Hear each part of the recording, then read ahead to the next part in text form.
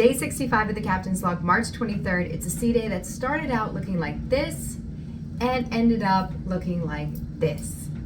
There was a low pressure system that was hanging out around Florida, headed southeast, so in the same direction that we're going, but I have to give props, pun intended, to Chief Engineer because he gave us all the engines and the speed to keep ahead of the system, so the closer we get to our first port of call, which is St. Martin the day after tomorrow, the better the weather's going to be. When I was thinking, what am I going to talk about in my Captain's Log today, I was scrolling through Instagram and I saw this comment.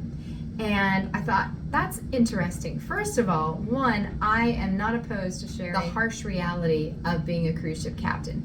And the other thing is, it made me really think about what I would consider the harsh reality in my day-to-day life in this job. And what I came up with is I am so blessed in the things that I have on board the ship that I get to do every day. And the good, honestly, outweighs the bad. Yes, there are the harsh things. For example, long hours because maybe we have a medical evacuation, anything that's out of routine that will affect your schedule, but everybody goes through that. Another thing would be leaving your friends and family for months on end. We do 3 months on and 3 months off. Yes, I'm away from my friends and family for 3 months when I'm working, but when I'm off for 3 months, I'm around 24/7. I literally retire every 3 months and I can live that lifestyle. I can do whatever I want, go wherever I want, see whomever I want.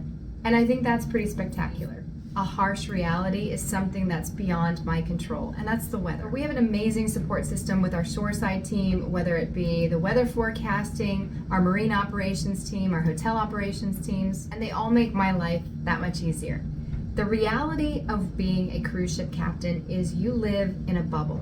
You're surrounded by people who are here to provide a better life for their families, and that's our crew. And you're surrounded by our guests who have come on board to have a vacation and have a great time. And when you're surrounded by that energy, you can feed off of that energy. And yes, sometimes people will get in trouble, whether it's guest or crew. But the way that I look at it is we're all responsible and accountable for our own actions. So if something happens, you need to accept the consequences for those actions. And last but not least would be the responsibility. I am responsible for 5,303 lives, but I know that I'm not alone. I have a trained crew with the same goal of keeping everyone safe on board. And you may think that is a very PC answer, but that's what I feel my reality is.